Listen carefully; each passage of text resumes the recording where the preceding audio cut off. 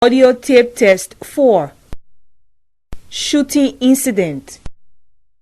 You will hear an audio script concerning a mission-related topic. This script will be followed by a conversation between two persons.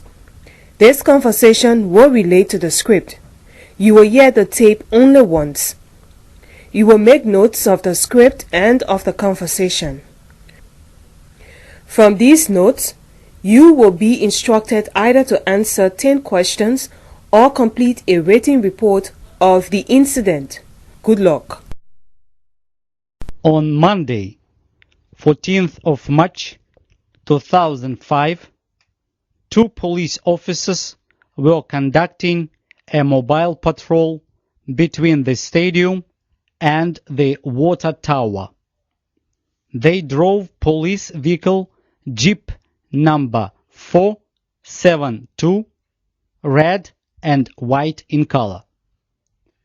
At 12:45 hours, the police heard gunshots at grid coordinates LG 315692.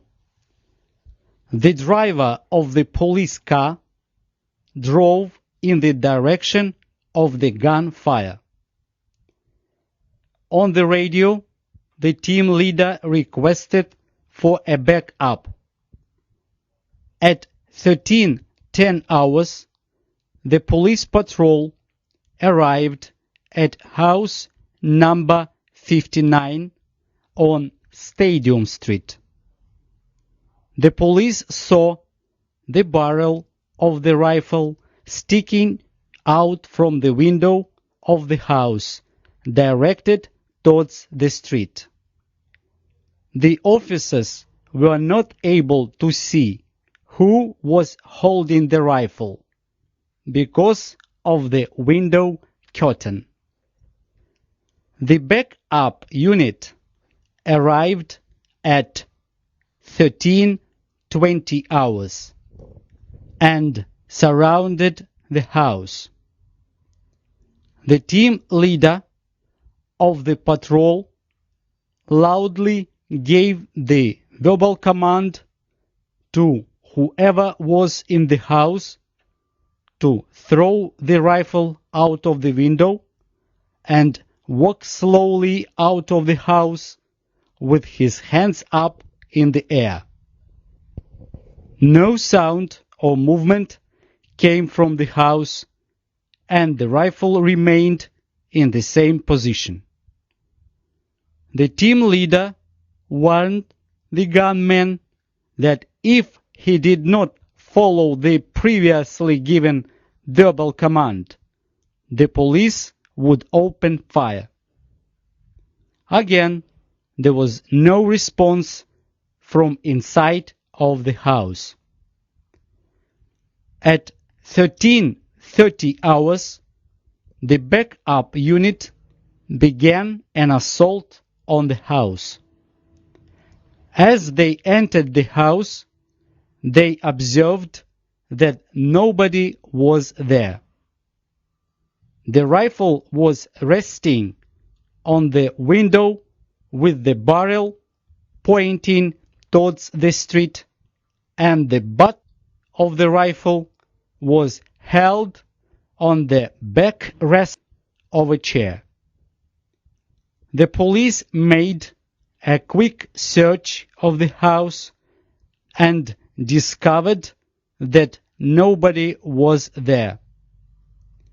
They found only the rifle, two empty bullet cases on the floor near the window, and blood stains on the chair. The police did not take anything from the scene, as the forensic group had not arrived. The team leader and the driver of the patrol car knocked on the door of the neighboring house. After approximately 10 minutes, a 60-year-old woman opened the door. She was wearing a green dress, a black scarf on her head. She said that she did not want to open the door because she was afraid of the gunfire near the area of her house. She stated that when the shooting started, she counted a total of 7 gunshots. The woman also saw 3 masked men of a muscular build shooting in the direction of her neighbor's house. When the gunfire ended, she stated that she saw that masked men took her neighbor from the house and placed him into a gray-colored minibus. The witness was sure that they drove towards the airport. She also noticed that her neighbor was wounded and that his right shoulder was bleeding. The patrol team remained at the scene to secure the evidence while waiting for the arrival of the forensic group. The forensic group arrived at the scene at 14:00 hours. They made a search of the area and found more 5 empty bullet cases near the fence of the house. The forensic team took the rifle, all empty bullet cases, and samples of the blood stains removed from the chair into custody for further examinations. Later in the shift, the patrol unit heard on the radio that the suspected minibus was stopped at a checkpoint near the airport. The suspects were arrested and charged for unlawful possession of weapons and kidnapping. The kidnapped man was taken by the airport police to the hospital. The following conversation is the dialogue between the chief of police and the team leader of the police patrol. Chief of Police, good afternoon. Thank you for coming to my office. Please give me details. What was your area of responsibility? Team Leader, on Monday, 14th of March, 2005, we were patrolling the area between the stadium and the water tower. Which car did you use for this patrol? We drove police jeep number 472, red and white in color. At what time did you hear the gunshots? We heard sounds of gunfire at 12:45 hours. It was at grid coordinates 315692. Did you request for backup? Yes, we did. I got in touch on the radio and requested for a backup. At what time did you arrive to the location of the gunfire? At 13:10 hours, we arrived at Stadium Street number 59 and saw a barrel of a rifle sticking from the window of this house. Did you see the gunman? No, it was impossible because of the curtain. At what time did the backup unit arrive at the scene? The backup arrived at 13:20 hours and surrounded the house. What happened then? I loudly gave the verbal command to whoever was in the house to throw the rifle out of the window and walk slowly out of the house with his hands up in the air, but there was no response. I repeated the command one more time and warned the gunman that if he would not follow the order, the police would open fire. There was no response again, like there was nobody in the house. What did you do then? At 13:30 hours, the backup unit began the assault. As they broke into the house, they discovered that there was nobody in it. If there was nobody in the house, who was holding the rifle? The rifle was resting on a window with the barrel directed towards the street, and the butt of the rifle was held on the backrest of the chair. What was found in the house? The backup found the rifle, 2 empty bullet cases lying on the floor near the window, and bloodstains on the chair. Did the backup touch or remove any evidence from the house? No, they did not take anything from the scene, as the forensic group had not arrived. Did you ask neighbors if they heard or saw anything? The driver and I went to the neighboring house. We knocked on the door, and only after 10 minutes, a woman opened the door.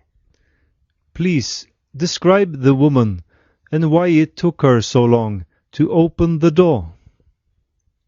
The woman was about 60 years old. She wore a green dress and a black scarf on her head. She said that she did not open the door because she was scared of the gunfire near her house. Did she hear or see anything? The woman stated that when the shooting started, she heard and counted 7 gunshots. She also saw 3 muscular-built masked men shooting in the direction of her neighbor's house. Did she see anything else? When the gunfire ended, she saw that those masked men removed her neighbor from the house, took him into a gray-colored minibus, and drove in the direction of the airport. This woman seems to have given very useful information. Did she notice anything else? The witness also stated that she believed that her neighbor was wounded, as she saw that his right shoulder was bleeding. What happened then? The driver and I remained at the scene to secure the evidence and to wait for the forensic group. At what time did the forensic group arrive? The forensic group arrived at the scene at 14:00 hours. They made a search in the perimeter of the area and found more 5 empty bullet cases near the fence of the house. What exhibits did the forensic group take for examinations? The forensic group arrived at the scene at 14:00 hours.